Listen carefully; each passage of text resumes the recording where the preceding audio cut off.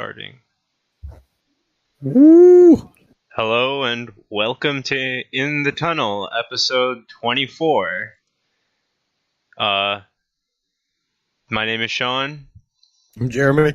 and today we are going to switch some things up a bit and get to a little bit of college football for the holidays. Yeah, and the Twitch stream is not work. The link did not work, but it's good. Huh. Well, Oh, so we're just going to do a quick rundown of football, as there is one game going on currently while we're recording. yeah, it's Titans Jags, so there might as well not be a game going on. Yeah, we're not going to... I mean, even though the Titans are like a borderline wild card team, like they might as well not be. I don't think so. And then the Jaguars have all of 2 points, so you know that the defense is still okay, but they gave up 13 points to the Titans in the first half, so I mean, you know, this just screams of a game that has like bore factor of 1,000. Yeah, so special teams got a safety. Oh, I mean, that's about it. Same thing from a fantasy perspective, I guess. Yeah, defense, special team, same thing. Mm-hmm. Often the same in fantasy. Yep. All right, yeah. So let's just get that quick rundown out of the way, right? So yeah, Patriots 9-3, top of the AFC East. Yep, they're back. Yeah. I don't like that they're back, but they're back. Chiefs 10-2, top of the AFC West. Chargers one game behind. But the thing is, the Patriots already beat the Chiefs, and it's just like I don't trust the Chiefs to not lose again as much as I trust the Saints or the Rams, even though the Saints did lose this week. Yeah. But I mean, it can happen. There's only 4 games left in the season. Yeah, but I'll tell you this. At 1 game out of first place, the Patriots are less likely to be benching their starters than other teams. Yeah, who are in better position. True. And then so the Steelers are 7-4-1. I think they were last time we were talking about this. They were 7-3-1. Yeah. So do your own math there. Yeah. We're only a half game up on the Ravens now, which stinks because I get Lamar Jackson's a good player, but come on, no Flacco and like a defense that was struggling the last time that we played them. This is, gotta clamp down here. Yeah, and then the Texans are 9-3 atop of the AFC South. I don't think the Texans haven't lost in 2 months, so they haven't lost in 9 weeks or 9 weeks for them. That is 2 months. Yeah. So yeah, but like nothing's really changed in the AFC aside from the Ravens inching closer to the Steelers, much to your displeasure. My displeasure is just how the world works sometimes. That's how we keep the world go round. Yeah. I'm the weight that holds this society down. And so NFC it is. So Cowboys are the number 1 team in the NFC. That's 7-5. The other 2 teams are 1 game behind. Yeah, look, the Redskins started throwing Mark Sanchez in the game. I think we know what the narrative is here. Yeah, but so my thing is, their quarterbacks have taken break a leg too seriously. Oh yeah, absolutely. It was like all the family wishes about how they started their year so great and that they should just go out there and break a leg every week, and now all of a sudden you're looking at RG3 or not RG3. Why would I confuse RG3 with Mark Sanchez? Yeah, as if they're one and the same. Oh God. RG3 is first of all he's in Baltimore. Yeah. So wow. Yeah. So anyway, all right, we're just gonna move on. They're basically gone because they've lost the last 3. So it doesn't really look good for them. Cowboys are on a 4-game winning streak. Eagles are on a 2-game. So you're looking at either of those 2 teams to win. But it looks like the Cowboys right now, due to them having the one game. Yeah, moving on though. NFC West, Rams are 11-1. Nothing else to talk about there. North, the Bears are 8-4.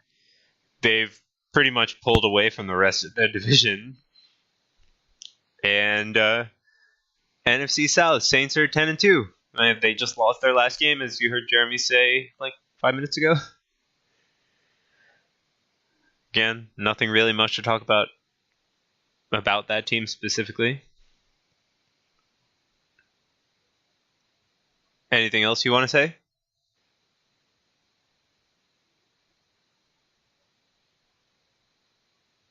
Yes, no? You're not speaking. Alright, well, Jeremy's having some technical difficulties. So I'm going to keep going. Oh, gotcha. I'm here. Yes, you're here. The cord came out of the computer, folks. you got to know that your cords are a little. I was wondering why I kept saying stuff, and I was like, you kept churning through that. Yeah. So NFC North or NFC West. How about those Seahawks made it into the wild card? Huh? Mm-hmm. Yeah, right now they're in the wild card. We definitely didn't tackle that one before. No, I mean, yeah, we were kind of writing them off, but no, I just meant you didn't run through that division yet. Oh yeah, I mean, I kind of skipped over everybody but the Rams in that division, because nobody's catching the Rams in their division. But the Seahawks are in the wild card. I'm pretty sure the Rams actually did clinch your division already. I would agree with you as long as they beat the Seahawks twice already, because technically the Seahawks can tie them. I know it happened at least once. Well, there you go. Nah. Technically the Seahawks too can much tie math. them. Unless they have happened twice. Yeah, exactly. Numbers are numbers. Yeah. Everybody in the North has kind of just dropped a game this past week. Yeah. So nothing's changed there. Yeah, the Panthers they're losing control. And I was talking about the North. Hey, are we going through this quickly or not? Yeah. Work with me here. Yeah. And then, anything you want to bring up about the league in general? This is, big, not really NFL news, but what was it? Phil Mickelson beat Tiger Woods. So, that was like, yeah. Hey, look, this is the first time we've ever covered golf. So yeah, and they had to play 23 holes or something. In one sentence, we covered golf. Yeah, but they had to play like 22 or 23 holes because they kept just giving each other the freaking shot. I watched the entire It's a gentleman's game. Yeah, but you shouldn't give him the last shot. That's like 10 feet away. Oh my god, it was pissing me off. It's a gentleman's game. Oh my god. All right. Anyway, yeah. So let's get on to college football. We just want to talk about what teams we think should have made it instead of like your Notre Dame / Oklahoma. All right. So let's just lead off by saying this. I'm getting really tired of Alabama and Clemson being in the playoff. Like, I know it's the NCAA and student athletes and all that crap, but the teams should not be able to make the playoff more than X amount of years in a row. Yeah, you need variety for the entertainment value to be high. So Alabama's made the playoff every single year that the playoff has existed, and Clemson has missed once. Yeah, and they probably missed by they were probably like 6th in the poll that year. It's like, oh, how tough it must have been. Look, I'm getting really sick and tired of the same schools every year. But you have to say they definitely deserved it, no matter what. Their teams were the 2 of the top 4 teams. In my opinion, but I understand that you're sad, you're tired of them playing there, but that's not going to change anything because the team played like they deserved it. Look, but I get they deserve it, but it also comes down to recruiting. And the bottom line is, it kind of has turned into an amateur level of Cavs Warriors of the past few years, in a sense, because it's like these, high star recruits are only going to go to a place where they can make the playoff. And when the same teams make the playoff every year, there's no, other teams that's going to come in and, take those spots away. So it's going to be the same old until some scandal comes out, and or like Nick Saban steps down from Alabama, and only at that point, like 28 years from now, is anything going to change. All right. I mean, Nick Saban's like Bill Belichick, to be honest with you. He probably will end up going that route. Yeah.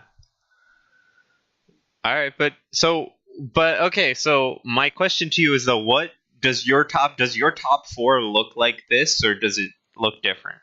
I guess. I mean, Oklahoma probably doesn't make it for me, just because if you've watched any Oklahoma football games this year, and I only watched one against West Virginia, and I get that West Virginia's got a really good quarterback in Will Grier, but that being said, holy crap, Oklahoma's defense cannot stop anyone. They literally give up like 50 points a game. So who would you put instead of Oklahoma? I mean, I would have loved to see what UCF did, but the fact of the matter is their starting quarterback gets hurt, which I'm sure, while that doesn't... That shouldn't affect the standings. That shouldn't affect the standings, but I'm sure it could, I'm not saying did, but could have affected the argument for putting them in the playoff. But if they're starting quarterback, it shouldn't, but you don't know what happens behind closed doors like that. But, I mean, you're talking, like... I'm saying they wouldn't make it anyway. 100%. Yeah, no absolutely. question. Look, the fact of the matter is they deserve to be in because they won every game for 2 straight years now. Like, literally. And they missed the playoffs both times. Well, but yeah, and the thing is like, okay, fine. If you're going to pass over them last year, so be it. But they played a harder strength of schedule this year and still got passed over. And they dominated. Last year there were more teams left undefeated, right? More likely than not, yeah. Yeah, there were, because this year they're one of the only, like, I think it's them and the 3 of the undefeated teams made it, and then UCF is out. I think those are the only 4 of the top level Division I teams, right? Yeah, I think so. So, why aren't they in there? It's crazy, man. Yeah, I mean, it all comes down to conferences. Power 5 conferences just, get more out of it. I don't really understand why. I mean, a perfect team is a perfect team, in my opinion. Yeah, and I mean, they've gone undefeated twice in a row. At least give them the chance to show for it. Yeah, that's one of the is where the BCS Bowls had the advantage. Was the BCS Bowls they didn't give a lot of those perfect teams that like from small conferences a chance, but they threw at least one bone per year to I think like a Northern Illinois or way back when to Hawaii. They gave those guys a chance to fight with the big dogs, and the fact of the matter is now you've put a system in place where it's like, oh great, a playoff, but it's like there's no underdog that you want to root for. Yeah, exactly. There's no literally, because they all have to be conference championship caliber teams, if nothing else. And most of them conference top 5 champions, conferences, not any of the. So right then and there, they're not an underdog in their own conference. They're not an underdog in college football. They're not an underdog amongst each other. At least not that much from a gambling perspective, because it's like what these teams can do offensively, they can all do the same thing potentially. Defensively, it's like, yeah, Oklahoma stinks compared to the other 3, Notre Dame, Clemson, and Alabama. But it's like, so what? They put up enough points where it doesn't matter. Right. So, I mean, look, Michigan and Ohio State both lost bad games. They weren't going to make anyway. I'm a firm believer that you can't lose to Purdue on a down while Purdue is still quote unquote rebuilding and make the playoff. You just no. Right. Georgia, I think Georgia, that they lost Georgia. twice, they're out. If they won their last game, you could make the argument. But they Well, lost it, no, they're out. they would have if they won their last game, they would have been in because it was against Alabama. Right. And they had them, but they started doing stupid things in the fourth quarter. Right. But again, they lost, so not they don't deserve it. Yeah. A team like Washington doesn't make it mostly because I think 2 years ago we kind of saw Washington not really fit and not do well in the playoff when they made it.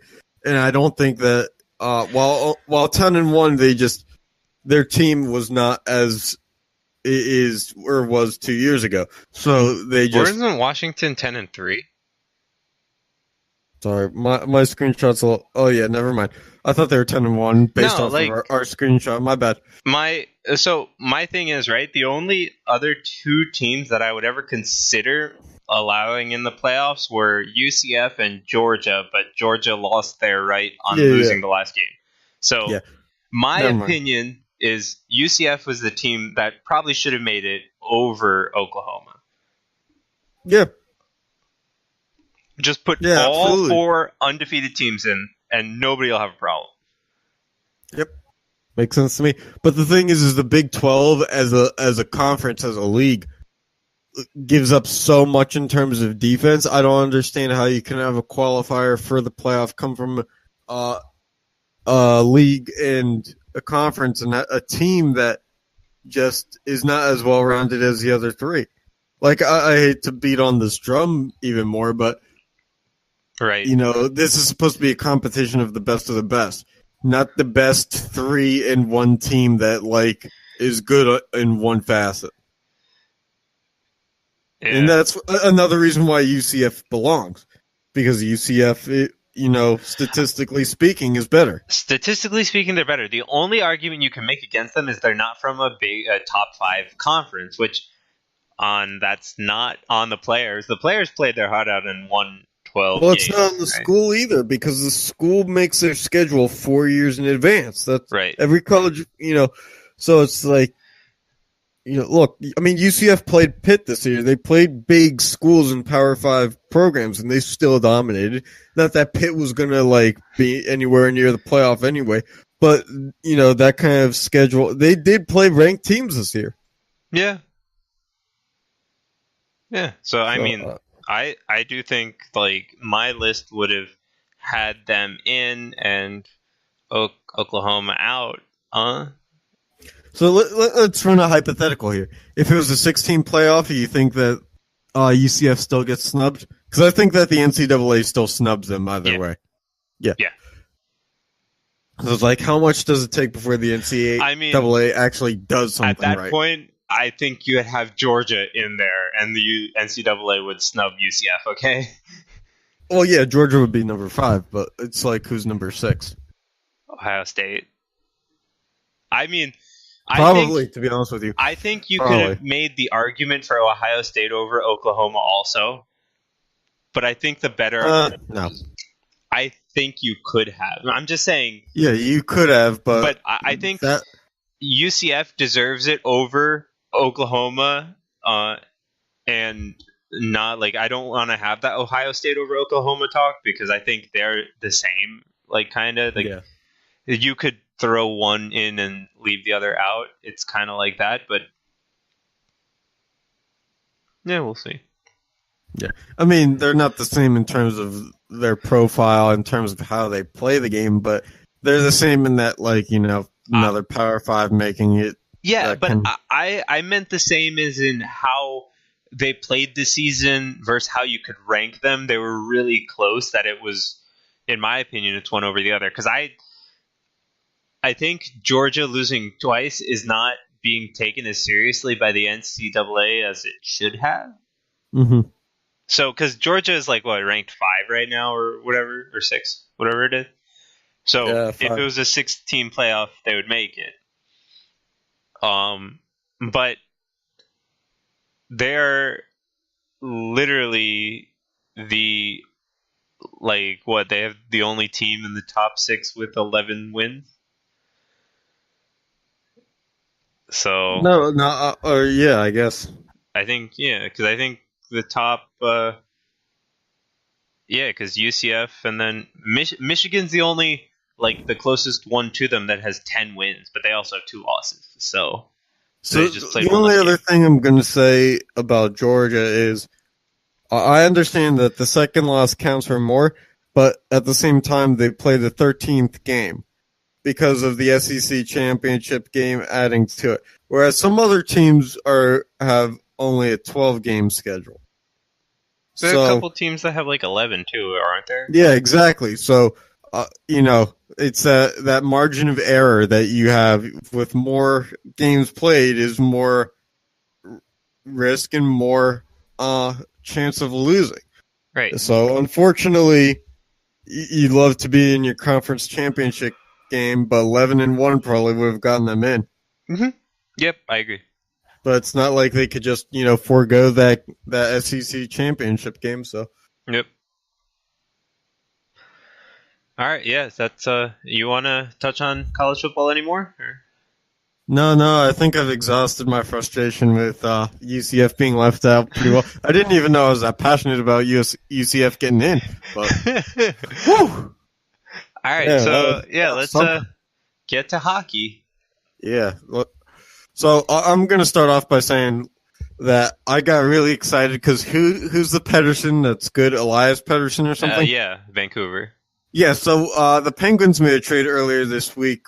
They traded their forward Daniel Sprong to the Ducks for Marcus Pedersen. Yeah, and I saw the name Yeah, I saw the name and I got excited and I was like, Sean was talking about this guy's really good.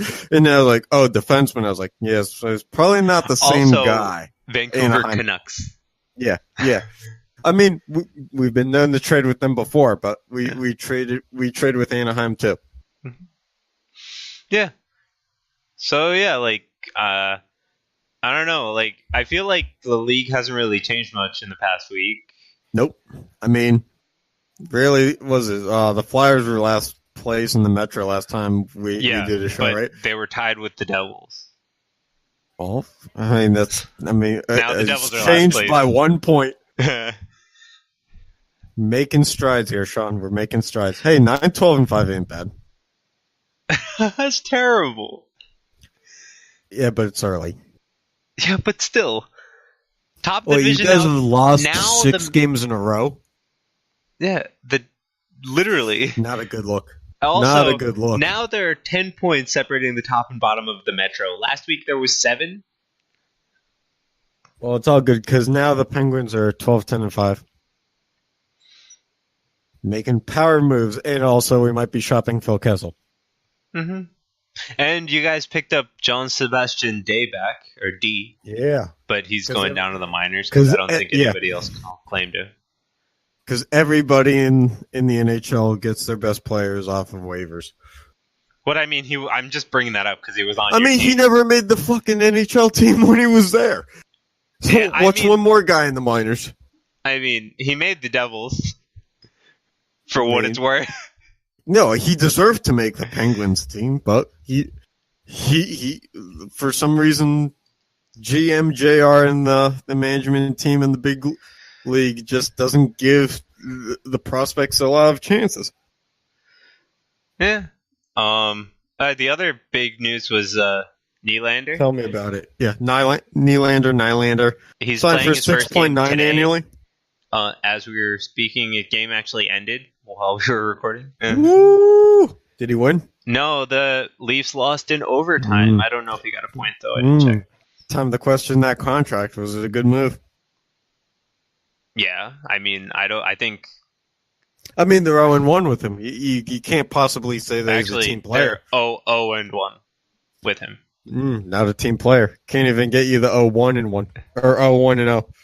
So wait, you want him to get you 0 points instead of 1? I'd prefer if you got the 1, but he did get the 0. Yeah. Not a team player. I don't like him. Yeah, he was on Matthews' Put him line. on I the heard trading block. at the start of the game. He was on Matthews' line. Mixing up the team chemistry. Not a good look. Not a good look. Oh boy. He's like hockey's Le'Veon Bell. Oh boy. No, Come on, that's going too far. Whoa. There is no such thing as going too far when we're talking hockey. Comparing Nylander to Le'Veon Bell?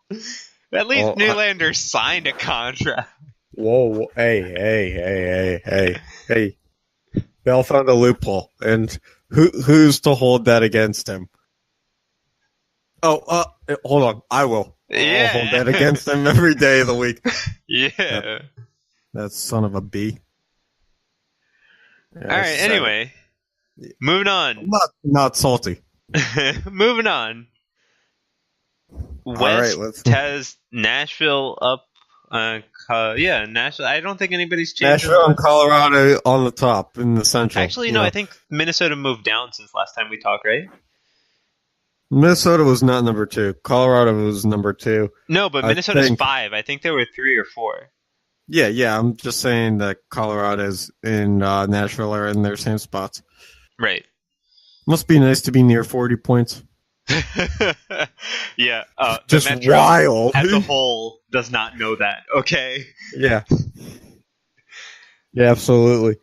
Maybe we're like sleepers this year. We just wake up in the second half. Every team in the Metro. Every single Penguin season anyway. Well, the ones that we win the cup, yeah. Yeah, you guys go like... But that involves waking up at some point. Yeah, but you guys go like 500 until the All-Star break, and then you pick it up. So... I think it starts closer to like middle end of December, but yeah. It's a slow pickup, and then it catches fire around the All-Star break, and then we keep going. Yeah. Anyway, yeah, so the other team, the other divisions have teams close to 40 points, with the Lightning and Toronto already being at said 40 points. Both of those teams are just dominating. Aside from the Leafs don't know how to win, or they don't like know how to lose in overtime until today. Yeah, because they had, Nylander. they had 0 overtime losses until today.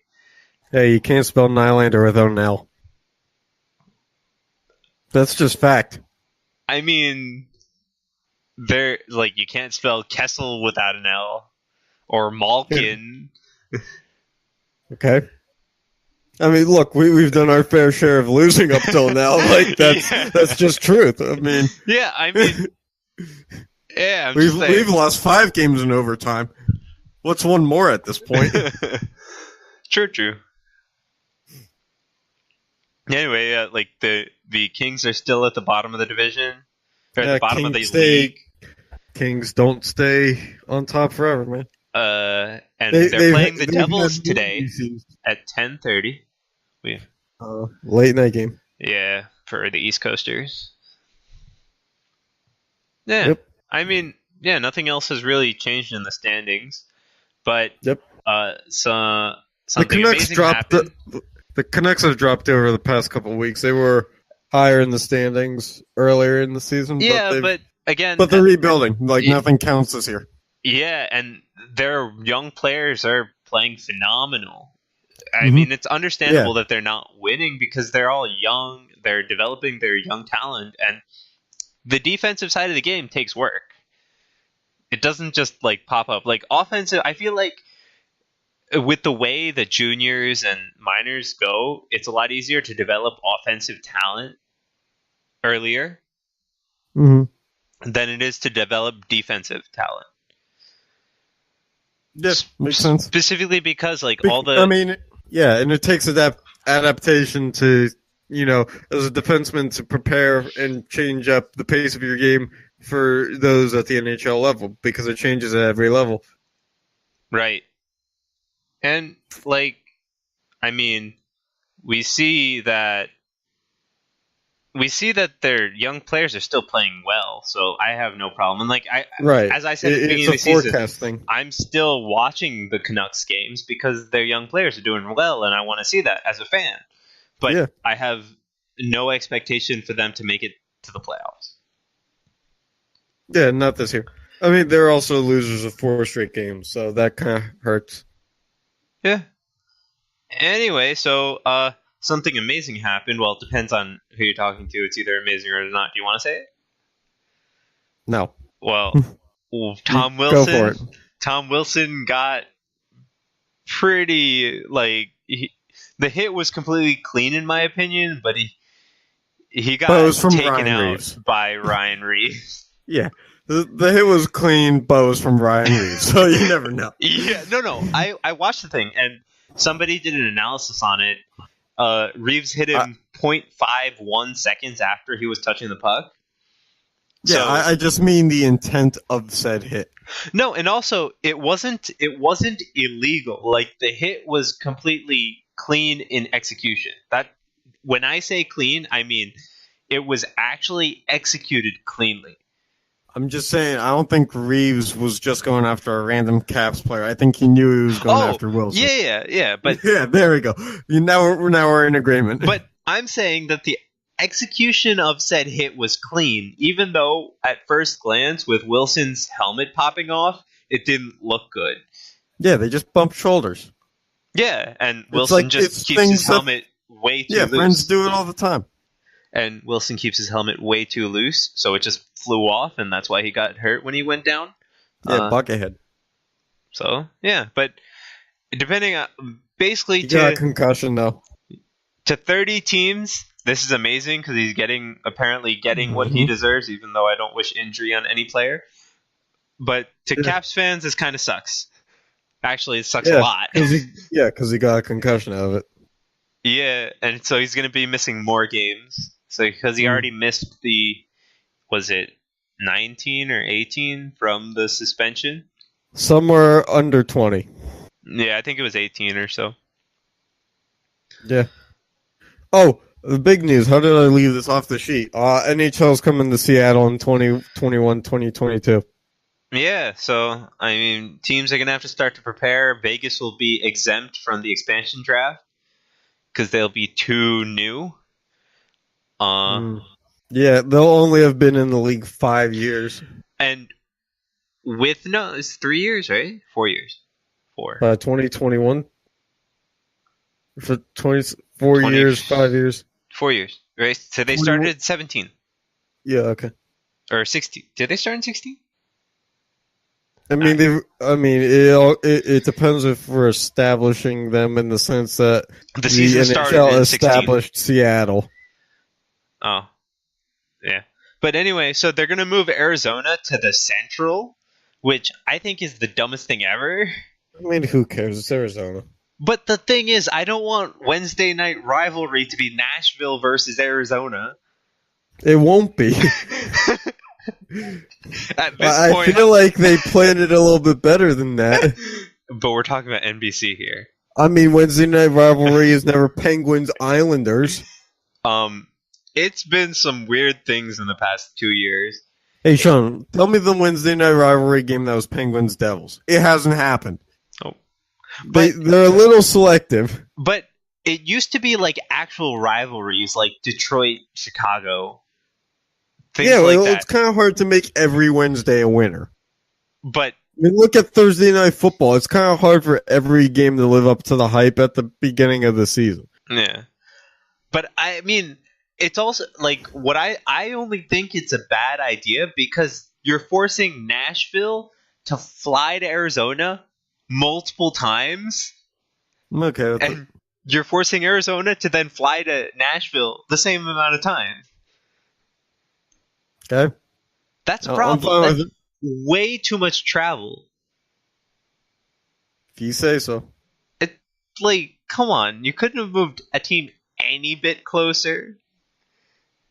Look, man, I'm not going to sit here and say that I feel bad for the Coyotes players for bringing in hundreds of thousands of dollars to play hockey, considering the fact that their fan base is pretty non-existent up until they're good again. Other argument, they've actually had a growing fan base for the past like 5 years. And that's fine, but they don't have a product to show for it. But they're also apparently they're filling their stadium about 80% average for the average of the season. Okay, but look, man, until they are a product that is worth disputing, the fact of the matter is the best way to promote their brand as a team is to be on a Wednesday night rivalry game with an opponent that is that formidable until they work their way into a spot where they are also that. Yeah, but like I think they could have done that in the Pacific. Like it was great seeing like the Arizona and Vegas games last season because there were so many fans of both in both places. And that's because like there was no team close to Vegas, right? So they had a lot of Arizona fans in Vegas. So you could have built on that. That's another rivalry in a sense. Instead of just taking Arizona and moving, you might as well move Arizona to Houston at this point to keep them in the Central. Oh, we'll see how it goes. Because I just think that now you're forcing this, like, I understand they're getting paid millions of dollars. Yeah, whatever though, like it's a logistical nightmare to have all those teams that are so close to the East Coast already get to Arizona for a game because it's not like they could do the like California downwards into Arizona because they used to only do that for like the Pacific. Like every team would just have a Pacific basically road trip for 8 days and hit all 4 teams. I guess. So I just think that it makes a logistical nightmare, but hey, I'm not the one that has to do logistics. I mean, I just think that there's other factors to it than that. I don't know. It's weird because look, I mean, every time realignment happens, there's a winner. If you look at the Pacific, it's hard to, if you were to tell me as it stands right now, where Arizona fits in terms of division rivals, I can't tell you outside of, like you said, maybe Vegas, that they have any. That's it, Vegas. So, yeah, exactly. And that's too raw of a matchup to actually be a rival. So, whereas other teams, you can't take away the Flames versus the Oilers. You can't take away the Sharks versus the Ducks, or the Sharks versus the Kings, or any California team against each other. It's just Arizona is one of maybe 2 teams in that division where if you move them to another division, they don't lose rivalry matchups. But the thing is, right, they don't want to move Vancouver because they want to create Vancouver-Seattle as a rivalry. Correct. They put Vegas there, and they specifically were trying to create Arizona-Vegas as a rivalry, which it's doing fine. But now you're just going to just uproot that team, basically. And they're on an upward trajectory as far as viewership goes, and that's basically what matters. Well, let me pitch you this one idea. Coyotes versus Stars rivalry. You just might as well move the damn team to Houston. Well, hey, basketball, Spurs versus Suns, big-time rivalry. Something about Arizona and Texas teams going at each other. But isn't San Antonio also on the western side of Texas? Dallas is on the eastern. It doesn't matter.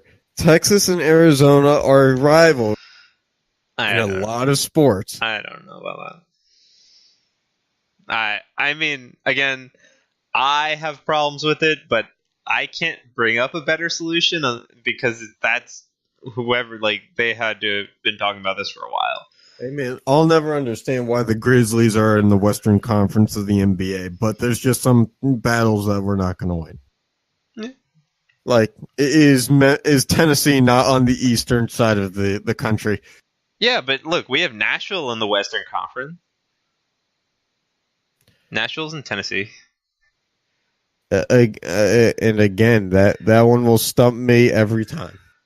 Yeah, so we'll Every see. time. But yeah, like I mean, it, I think it's unfortunate for Arizona and for the Central teams because it just makes travel a logistical nightmare. But we'll see how it works. I'm glad that there's actually going to be an even number of teams in the NHL again, and it will be half the teams make the playoffs and half the teams don't. Mm-hmm. So I can't wait for that. Yeah, it'll hopefully make things more exciting. Yeah. All right. Anything you wanna bring up? No, I don't think so. I mean, look, it just it's one of those things where the NHL's hands are kind of tied because someone has to move it. Someone Yeah. has to move divisions, and unfortunately, they've probably run analytics that we haven't seen that indicate that this was a move that is more feasible to be done than other options. Yeah. I don't disagree. I just think it's disappointing. Yeah. Oh, absolutely. And it's one of those things where at like I said, someone has to lose it. Yeah. And I don't mean lose their spot. I just mean like, in terms of someone doesn't get the better end of the stick. Yep. Especially because if you look at their division right now, it's pretty close for a lot of the teams. Aside from Aside from like the bottom two or three, yep. it's a highly competitive division. And And they've been when playing pretty well. and when Seattle is introduced to the league, unless they become like Vegas did last year, there's going to be a gap somewhere. So Yeah. it's one of those things where if the Coyotes are really good in 4 years, it's a move that we're going to look at and say, well, what could have been, but it's a calculated risk. Yeah. But Right. that's all I got on that front. Yeah. That's all I have. So. Shout out Vigilantes, ball hockey second place. We almost had him. We're gonna get him next season. All right. Yeah. Thanks. Thanks for listening, watching, Let's and go. Yeah. see you next time. See ya.